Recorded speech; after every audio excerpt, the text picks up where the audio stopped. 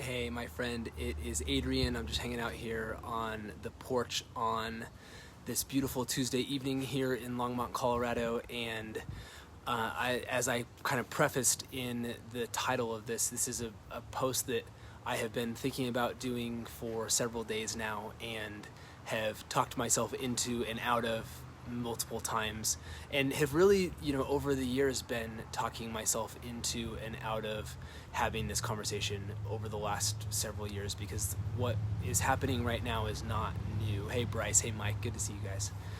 uh, it's just it is truly so sad to see what is going on in our world right now, and the police brutality and the horrific things that have happened um, around race in our country over the last 4, 5, 6 weeks, and the culmination of that in Minneapolis about a week ago. And I have really been thinking about this in a different light than I ever have before. And so I want this to actually be a conversation. And so I want to invite you to contribute to this conversation. And the thing that I would say is that I want you to share, but I want to also lay some ground rules, because I've seen some posts and some conversations on the topic of race and the topic of what's happening right now and the topic of riots really get out of hand and turn into something that was not healthy.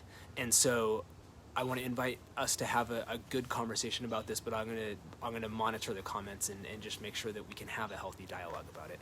But so here's what I want to share.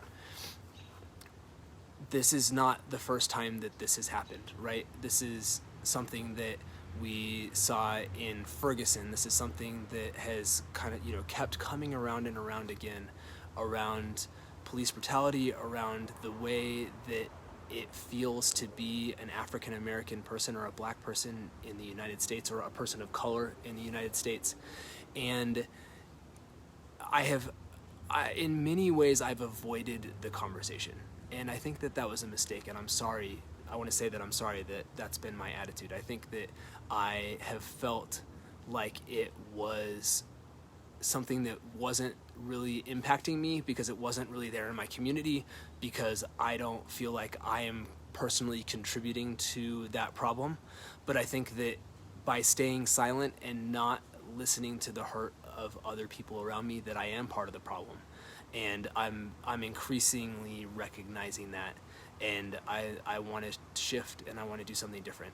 And the reason that I have been scared about having this conversation is really because I know that as a white male, that I am not the person who has the right take on this. I'm probably going to say the wrong thing. I don't want to claim expertise on something that I haven't walked a mile in those shoes, and I don't want to put our brothers and sisters of color in a position of having to be the explainers of culture. Like, there's just so many different things that you could say that wouldn't be the right thing in this scenario, and I'm sure to say one or more of them on this conversation tonight. So please just know that I'm trying to I think I'm coming at this from a place of love, and that if I step in it, I give you permission to tell me and to help me to grow, but I'm doing it from a place of love. And so, like I said, I think that there's just this is a really important moment, whether you find yourself somebody on the side of having been a victim of discrimination, or feeling this sense of that I'm not safe, and that the institutions that are supposed to protect people in society are not really protecting me. Because I think that that's certainly what I'm hearing again and again from people, especially in the African American community, is that they just don't feel like the structures that are there supposedly to protect our citizens are for them, and in fact they feel like they're against them. And I don't know what that feels like. If I get pulled over by a police person, for speeding or whatever, I am not scared that a cop's gonna pull a gun on me. I'm not scared of what's gonna happen to me in any sense like that. And I don't know what that feels like to walk around in those shoes. I can't imagine what it would be like to have to give my kid an explanation of how to make sure that they are safe around a police officer because I'm worried about what might happen to them. And I know for a fact that if I were African American, I would have that conversation with my kids. I would have to have that conversation with my kids, and I don't like that that's the case. And so you might find yourself in that position. Or you might maybe find yourself a little bit more like me, and maybe at times you go, is this really what, is this, are we overblowing this thing? Is this really that bad? Yeah, there's some bad apples, but by and large people are good. By and large people aren't racist. By and large this or that or whatever it is, right? And I think it's easy to go to, that's not my experience, and it seems like this is a fairly limited set of occurrences. Why are we blowing this way out of proportion? And I certainly have not espoused that idea in the past, but I think there's a part of me that has at least kind of lived in that space for periods of time as these sorts of things have happened over the last several years. And so here's what I would say, and where I want to focus this conversation. One of the things that we talk a lot about with contact mapping in a more specific sense, there's a quote from Brene Brown, who, if you don't know Brene Brown, she's just awesome. And she has a quote that says, every human being has a story that will bring you to your knees if you'll just take the time to listen. And I know that's true. And I think that this is a time where it's really important that we listen. And it's really important that we actually take the time and that we're willing to go there and listen to other people's stories. Hey, Kimberly. Hey, Suzanne. Thanks for your comment. I struggle with trying to figure those things out too. So I think that we have this sense of maybe I shouldn't go there. I don't want to talk to my friend who has a different background than me about this because I'm worried I'm going to say the wrong thing, or I'm worried that they're going to, I'm going to end up coming across racist somehow in the way that I say it, or that I feel like I won't have the ability to express how I really feel in this, and makes me feel uncomfortable, and I don't want to go there. And I really believe that this is a time where we've got to get over our fears, and we've got to listen to each other, and we've got to really seek to understand what it's like to be in somebody else's shoes. And that this word privilege, I think, is a word that is really loaded for many of us, because I think as people who are white, it feels like sometimes that people are trying to say, well, you're privileged, and like that we should have a guilt complex about that. And I don't think that's the case. I don't even really think that that's what people are trying to say. What I think is the case is that we do have to understand that that if you are a person who has privilege, or whether you like that choice of words or not, comes from that, would be in that category. You do, like, your experience, my experience of how to get by in life is dramatically different than people who were born with a different color skin, in a different neighborhood, with a different parental situation, with all these things. And that doesn't make me a bad person for being blessed to have had some things that were in my favor that I didn't earn. But it also, I think it does require me to be self-aware and empathetic enough to go that I need to understand that when somebody doesn't behave the way I think they should, or doesn't whatever, that part of that might be a function of that they didn't have the same background, they didn't come from the same place, they didn't have the same set of experiences that I may have had.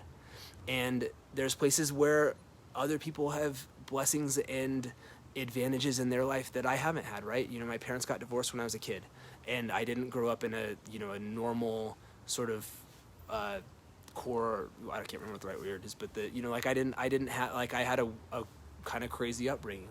And I think that in some ways that has worked out to actually be a real blessing. But in other ways, I missed out on some things, without a doubt, that, having a mom and a dad in the same house and all that stuff would have afforded me. So I think we all have that, right? We all have pieces of our story that inform who we are, both positively and negatively. And when we don't seek to understand each other, and we just make assumptions about each other, and we heave insults or assumptions or innuendo or whatever it is at each other, and we prejudge situations based on what we see in the media, or kind of parroting partisan tropes that are rampant on both sides of the aisle. In a situation like this, I think we really do a disservice. And I think how we get here with rioting and shit like that happening, that is just not what we're trying to do. I think a big part of that is that we're stuck in these loops of people repeating and parroting, and just like we're just kind of we're going around these circles, and nobody is actually hearing or talking to each other, or nobody's even there's so much happening where people aren't even really thinking about what they're saying. They're just in this paradigm, whichever side of the aisle they're on, and they're just we're going to see the world through that lens, and there is no interruption to that narrative on either side. And that's a mistake. And so the work for you, the work for me, as somebody who is trying to use not the app, not any of that stuff, the philosophy and the spirit behind why contact mapping, I believe, is so transformative. The work for us is to listen to each other. And the work for us is not just to passively listen in terms of listening when somebody talks, but to actively seek out some conversations that are going to challenge us, and to actively seek out some conversations where maybe we can give some love and support to somebody who is hurting because of what's happening out there right now, even if they're not directly impacted by it, but they're spiritually impacted by it because of their background and their upbringing and their society. And I want to encourage you to learn somebody's story that's going to challenge you a little bit. And I want to encourage you to put yourself out there to have that kind of conversation, even if it scares the crap out of you. Because doing this scares the crap out of me. Having conversations with people and really engaging with how they're doing in this is scary for me. And so it's okay to be scared, but I want you to do it anyway. I want you to take that step, and I want you to do it with love, and I want you to maybe be willing to apologize in advance for the fact that you might say something wrong, kind of like I did at the beginning of this, and that's okay. But if we can hear each other, and we can see each other, and we can have the love behind what we're doing shine through, people will feel that. And I think we can come together and we can bond, and I hope that we can do that. I hope that some good I really hope that some lasting good can come from the unrest that's happening right now, and that we can channel that together to create a better world and create something that is a stronger, more connected world. And you get to be a part of that if you have the courage to do that. And if you have a story that you want to share, and you'd be willing to be a little vulnerable and share it, I invite you to share that in the comments here. And like I said at the beginning, what I don't want is people pointing fingers at somebody else. What I don't want is replies to comments and BS happening where this turns into a political pissing match. And if it does, I'll shut it down. But I do want to hear your story. I care about you, and this is a safe, I will make sure, I will see to it that this is a safe space for you to do that.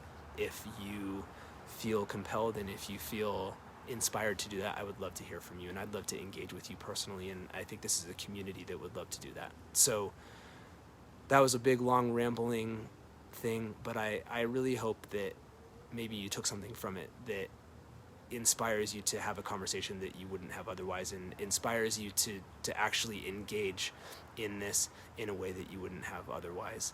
And if you do that, I'd love to hear about it.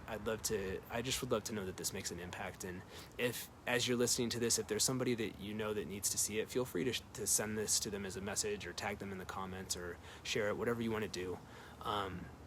This is, I just hope that this can be something positive. And so I love you. I'm really thankful. I'm so glad that you joined me tonight. And let's have the right conversation. Let's have the conversation that we need to have, and let's support each other, and let's reach out to those that maybe have been on your heart that you have been a little scared to, but you know you should. So do that. Let me know how it goes. I'm here cheering you on in your corner. Have a great night. I'll talk to you soon. Bye-bye.